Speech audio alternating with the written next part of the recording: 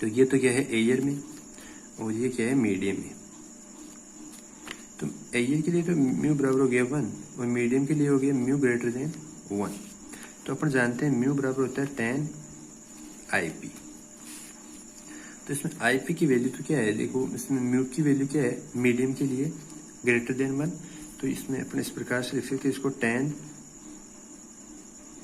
IP is equal to mu. Mu की value क्या है ग्रेटर देन 1, यानी इस प्रकार से, यानी 10 IP ग्रेटर देन 1। तो IP इज 10 इनवर्स 1 इस प्रकार से। तो IP 10 इनवर्स 1 की वैल्यू होगी 45 डिग्री। तो इस प्रकार से अपन लिख सकते हैं इसकी 45 से, इसमें दे रखा है 45 वाला कोई ऑप्शन है तो ये है 1 नंबर, यानी 45 से बड़ा होगा IP की वैल्यू और 90 डिग्री से कम होगा, क्योंकि 45 इसमें एक ही ऑप्शन में है तो इसमें पहले वाला है वो सही होगा इसके अंदर। अगला क्वेश्चन है इसके अंदर,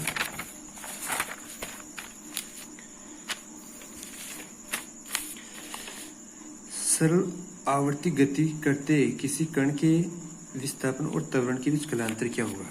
तो देखो विस्थापन का सूत्र होता है y बराबर a sin ओमेगा टी। विस्थापन का सूत्र हो गया ये। अब विस्थापन में अपना त्वरण निकालना है तो पहले इसको किस में चेंज करना पड़ेगा, वेग में। तो वेग v बराबर हो गया dy/dt, यानी इसका डिफरेंशियल करना पड़ेगा t के सापेक्ष। तो ये हो गया d/dt a sin omega T, यानी इसको अपन लिख सकते हैं a omega cos omega T. ये होगी v की वैल्यू। अब अपन को कैलकुलेट करना है a की वैल्यू, त्वरण निकालना है। तो ये फिर त्वरण तो वेग में परिवर्तन की तरह, तो dv/dt, यानी इसका फिर से डिफरेंशिएट करना पड़ेगा t के सापेक्ष। तो t के सापेक्ष करोगे तो ये हो जाएगा a omega minus omega sine omega T, यानी ये हो गया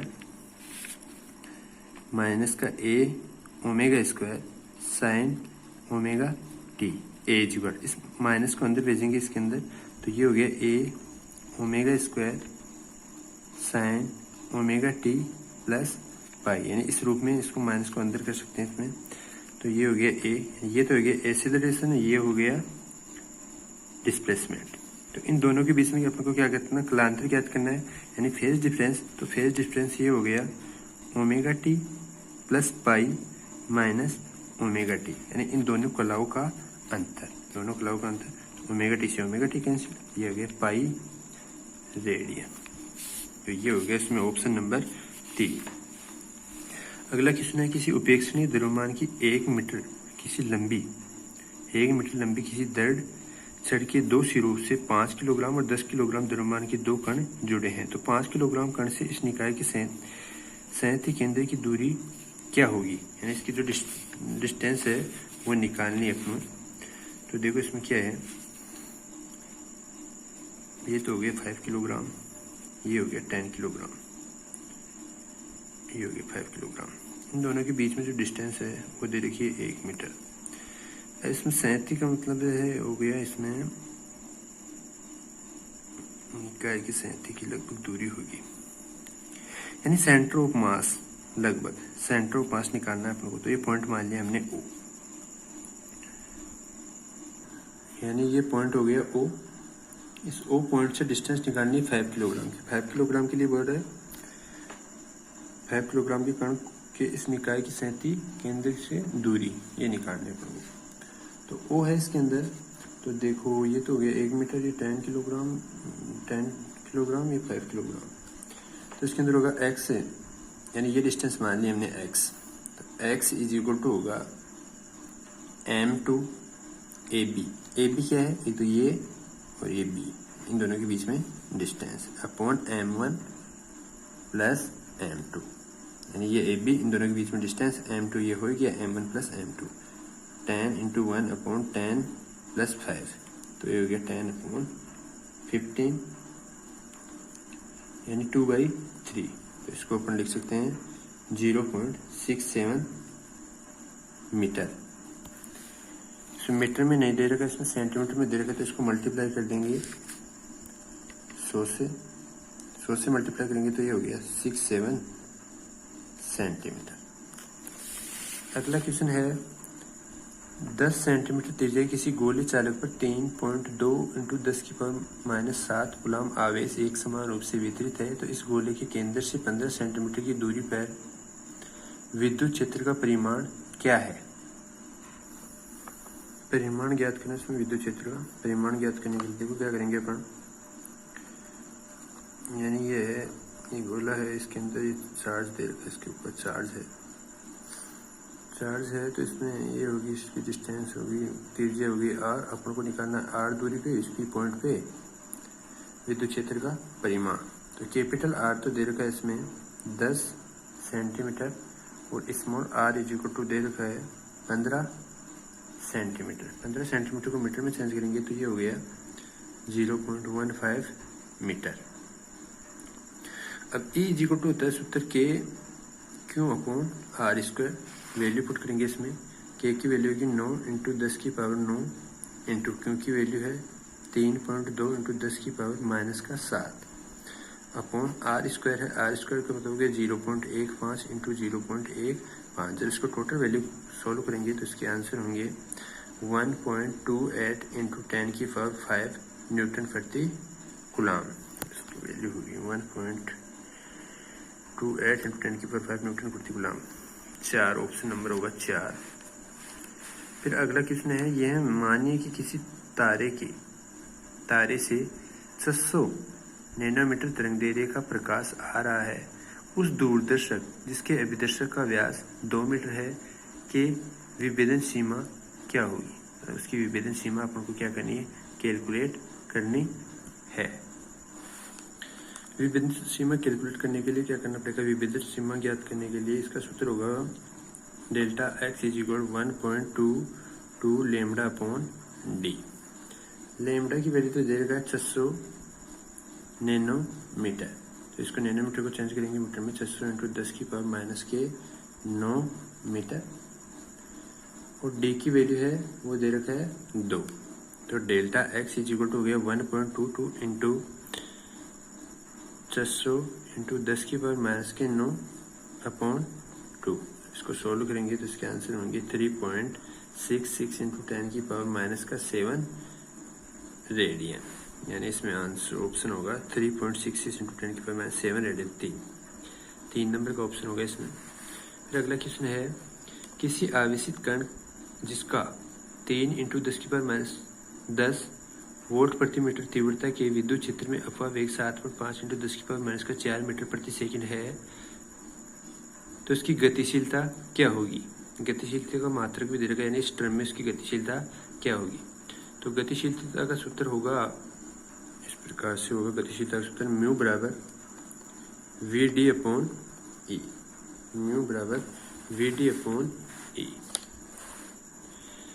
देखो VD की वैल्यू तो है 7.5 × 10⁻⁴ मीटर प्रति सेकेंड, और E की वैल्यू दे रखी है अपन को 3 × 10⁻10 वोल्ट प्रति मीटर। इसको सॉल्व करेंगे तो ये आएगी 2.5 × 10⁻6 मीटर² प्रति वोल्ट प्रति सेकेंड। यानी इसमें ऑप्शन होगा 4 नंबर, 2.5 × 10⁶ मीटर² प्रति वोल्ट प्रति सेकेंड। अगला क्वेश्चन है,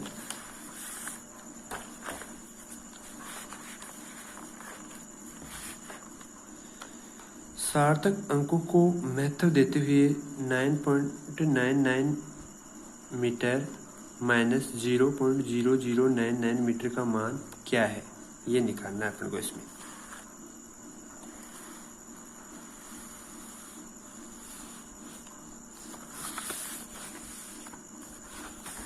यानी इसमें ये हो रहा है μ बराबर हो गया VD/E। तो VD/E = हो गया 7.5 × 10⁻⁴ मीटर प्रति सेकेंड अपॉन 3 × 10⁻10 वोल्ट प्रति मीटर। तो इसको सॉल्व करेंगे तो ये आएगा 2.5 × 10⁻6 मीटर² प्रति वोल्ट प्रति सेकेंड। इसमें ऑप्शन होगा 2.5 × 10⁻6 मीटर² प्रति वोल्ट प्रति सेकेंड। 4 नंबर। अगला क्वेश्चन है, सार्थक अंकों को महत्व देते हुए 9.99 m - 0 0.0099 m का मान क्या होगा। इस प्रकार से होगा इसका मान, यानी इस प्रकार से होगा इसका मान 0.99 माइनस 0.0099। तो ये हो गया यहाँ पे 1, यहाँ पे हो गया 0, यहाँ पे हो गया 8, यहाँ पे हो गया 9.0, यानी 0.9801। तो ये 5 से इसकी वैल्यू है वो 5 से बड़ी नहीं है, तो इसकी वैल्यू हो जाएगी 0.98, यानी इसका जो ऑप्शन है होगा 4 नंबर 0.9 दे रखा है, इसमें मिस्टेक है, इसके अंदर आएगा 0.98 m। इस प्रकार से हो गया, यहाँ पे 9 दे रखा है, इसलिए 9 भी दे रखा है, तो इस प्रकार से अच्छा इसको 9 दे रखी तो भी यही होगा, क्योंकि इसके अंदर अपन ने लिया है 0.99, यहाँ पे 9 होगा तो ये 9 आएगा यहाँ पे भी, तो ये हो जाएगा 9.9801। तो यहाँ पे भी हो जाएगा 9.98, यानी ये 9 यहाँ पे है तो ये 9 यहाँ पे भी होगा, यहाँ पे भी होगा, इसलिए इसका आंसर होगा 4 नंबर, यानी ये होगा 9.98। अगला है किसी पदार्थ के 0.5 ग्राम की तुल्यांक ऊर्जा क्या है, यानी 0.5 ग्राम उसकी तुल्यांक ऊर्जा अपन को क्या करनी है, कैलकुलेट करनी। तो इसमें क्या है, तुल्यांक ऊर्जा कैलकुलेट करनी है। तुल्यांक ऊर्जा के लिए क्या करना पड़ेगा अपन को, तुल्यांक ऊर्जा के लिए यानी ये होगा तुल्यांक ऊर्जा E बराबर होगा mc²। m की वैल्यू तो है वो दे रखिए 0.5 ग्राम, ग्राम को किलोग्राम में चेंज करेंगे तो होगा 0.5 × 10⁻³ किलोग्राम माइनस के 3। c की वैल्यू पता है ही 3 × 10⁸ मीटर प्रति सेकेंड। जब इसमें रखेंगे E बराबर तो ये हो गया 0.5 × 10⁻³ इंटू 3 × 10⁸⁸ स्क्वायर। जब इसको सोल्व करेंगे तो ये आएगा 4.5 × 10⁻13 जूल, यानी इसमें ऑप्शन नंबर होगा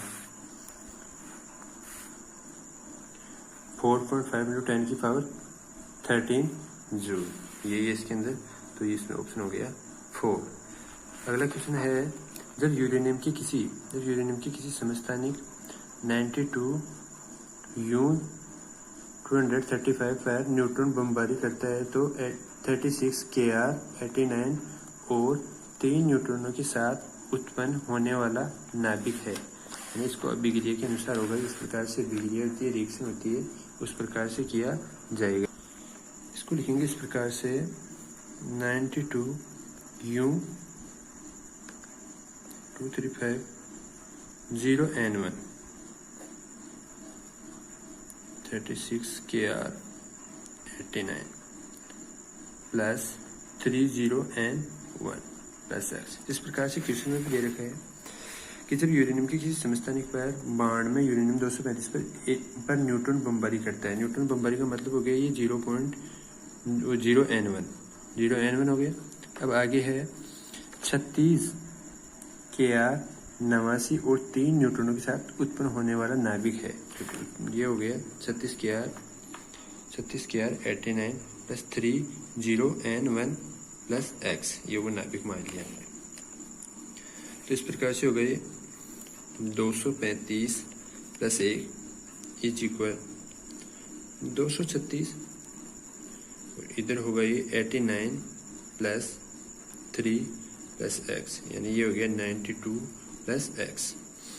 तो इन दोनों को इक्वल करेंगे अपन, तो ये हो गया x की वैल्यू निकालेंगे अपन इससे, तो ये आएगी 144। इसी प्रकार नीचे के लिए होगा ये 92 प्लस 0 इज इक्वल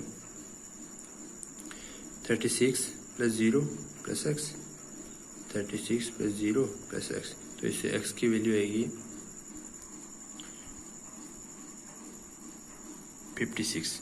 तो ये इस प्रकार से होगा 56 BA144, यानी इसमें ऑप्शन होगा 56 BA144 3 नंबर।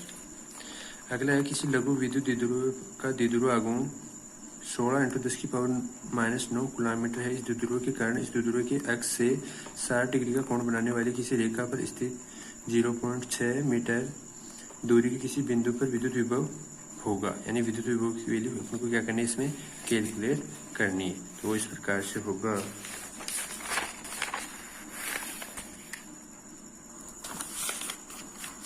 यानी इस प्रकार से होगा, इसमें विद्युत विभव v बराबर सूत्र हो गया KP cos theta upon r square.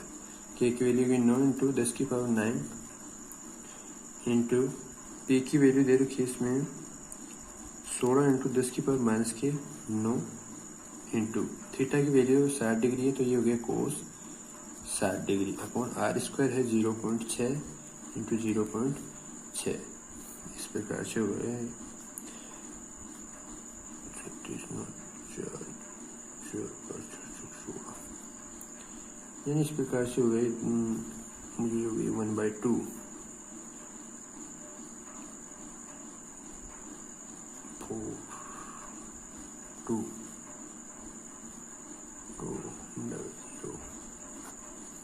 200 volt, यानी ये होगा ऑप्शन नंबर 4 200 वोल्ट। अगला क्वेश्चन है, किसी सिलेंडर में 249 किलो पास्कल दाब और 27 डिग्री सेल्सियस पर हाइड्रोजन गैस भरी है, तो इसका घनत्व ज्ञात करना है। अपने को घनत्व का मतलब हो गया डेंसिटी, यानी अपने को क्या करनी है, डेंसिटी कैलकुलेट करनी है। डी बराबर होगा m/v। PV is equal to होता है nRT। तो n की वैल्यू होती है small m upon capital M। Small m की वैल्यू तो होगी टोटल मास, कैपिटल M की वैल्यू होगी मोलिकुलर वेट। इस प्रकार से, यानी टोटल मास और ये हो गया मोलिकुलर वेट। तो इसके अंदर रखेंगे अपन PV इज इक्वल n की जगह रखेंगे small m upon capital M। RT अपन को चाहिए m/v बनाने के लिए करेंगे इसको यहाँ पे v को नीचे, यानी PM upon RT is equal to हो गया m/v। अब m/v है वो होता है d, इसको अपन d बराबर करेंगे, तो d बराबर इसके अंदर वैल्यू रखेंगे अपन, तो ये हो गया 249। P की वैल्यू, लेकिन P की वैल्यू है वो 249 किलो पास्कल है। किलो पास्कल को चेंज कर लेंगे अपन, तो 249 तो 10⁻³ पास्कल, तो ये होगी 10⁻³ इंटू m है मोलिकुलर वेट। मोलिकुलर वेट किसका निकालेंगे, हाइड्रोजन गैस के लिए, तो H2 गैस के लिए हो गया 2 इंटू 10⁻³ किलोग्राम। हाइड्रोजन गैस के लिए होता है 2 ग्राम, तो ये हो गया 2 इंटू 10⁻³ फिर नीचे है R की वैल्यू होगी 8.3 इंटू T। T की वैल्यू है डिग्री सेल्सियस में, देखिए 27 डिग्री सेल्सियस, इसको चेंज करेंगे केल्विन में, तो 27 डिग्री पर इसका 273, तो ये हो गया 300 केल्विन। तो ये रख दिया यहाँ पे 300, इसको सोल्व करेंगे तो D बराबर आएगा 0.2 किलोग्राम प्रति मीटर क्यूब। इस प्रकार से इसका आंसर होगा 4 नंबर ऑप्शन 0.2 किलोग्राम प्रति मीटर क्यूब। अगला क्वेश्चन है, किसी एक परमाणु गैस की औसत तापीय ऊर्जा होती है, इसको डायरेक्ट कर सकते हैं। मोनोएटॉमिक गैस के लिए पूछा है, तो इसके लिए डायरेक्ट होगा 3/2 kBT, 4 नंबर ऑप्शन। फिर इसके नीचे है, नीचे किसी प्रतिरोध का वर्ण कोड दिया गया है, पीला, बैंगनी, भूरा, सुनहरा, यानी इनकी सहायता और प्रतिरोध की वैल्यू ज्ञात करें। तो सुनहरा के लिए अपन को पता है कि प्लस माइनस की 5% होती है, तो ये प्लस माइनस 5%, यानी ये वाला ऑप्शन तो नहीं होगा, ये तीनों ऑप्शन होंगे। अब इन तीनों में से कौन सा होगा, तो देखो पीला के लिए तो होता है, पीला के लिए तो होता है, पीला के लिए हो गया 4, बैंगनी के लिए हो गया 7 और भूरा के लिए हो गया 10⁻1। सुनहरा के लिए पता है प्लस माइनस 5%, तो ये हो गया 470 ओम प्लस माइनस 5%, यानी इस प्रकार से होगा। तो ये ऑप्शन नंबर होगा इसमें 470 ओम 5%।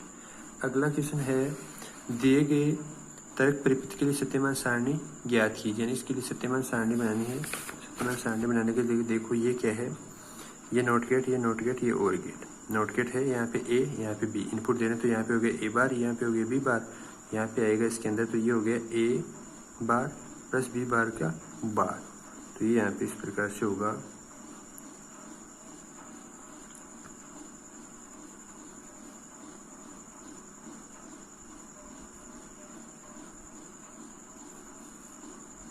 A B, A bar B bar, तो यहाँ पे हो गया ए बार प्लस बी बार, लेकिन यहाँ पे नोट गेट है तो ये इसके ऊपर इस प्रकार से डी मॉर्गन लगाएंगे इसमें, तो ये हो गया ए बार का बार डॉट बी बार का बार, यानी ये हो गया ए डॉट, यानी इसमें ये हो गया ए बार का बार, ए बार प्लस बी बार का बार, तो डी मॉर्गन हो गया ए बार का बार डॉट बी बार का बार इज इक्वल टू हो गया ए डॉट बी, यानी ए बार का बार ए, बी बार का बार बी, तो ए डॉट बी। ये कौन सा गेट हो गया यहाँ पे? एंड, तो एंड गेट की सारणी कौन सी इसमें?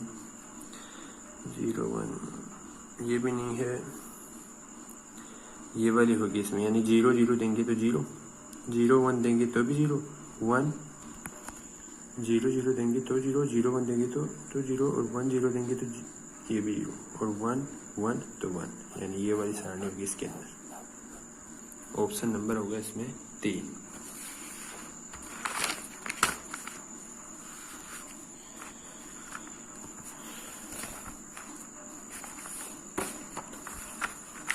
अगला क्वेश्चन दे रखा है, किसी मीटर सेतु के बाएं अंतराल में संयोजित कोई प्रतिरोध तार उसके दाएं अंतराल के 10 ओम के प्रतिरोध को उस बिंदु पर संतुलित करता है जो सेतु के तार को 3:2 के अनुपात में विभाजित करता है। यदि प्रतिरोध तार की लंबाई 1.5 मीटर है तो इस प्रतिरोध की वह लंबाई जिसका प्रतिरोध 1 ओम है, ये करना है अपन को इसके अंदर। इसका डायग्राम इस प्रकार से होगा।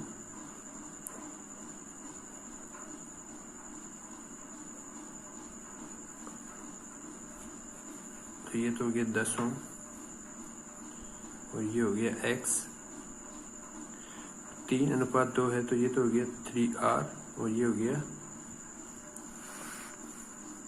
2r, ये 10, ये x, ये 3r, ये 2r, इस प्रकार से इसकी जो डिस्टेंस है वो दे रखी 1.5 मीटर।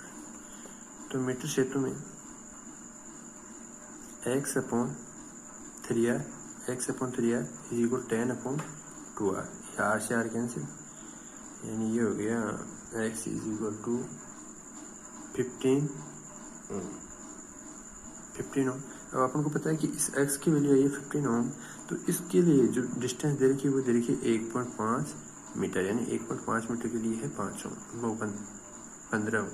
तो 1 ओम के लिए क्या होगा, इसका डिवाइड कर देंगे इसमें 1.5/15, यानी ये होगी 0.1 मीटर। तो इसको 1 ओम इज इक्वल टू अपन लिख सकते हैं 0.1 मीटर, यानी इसको इस प्रकार से लिखते हैं 1 × 10⁻⁻1 मीटर। तो ये इसका आंसर होगा इसमें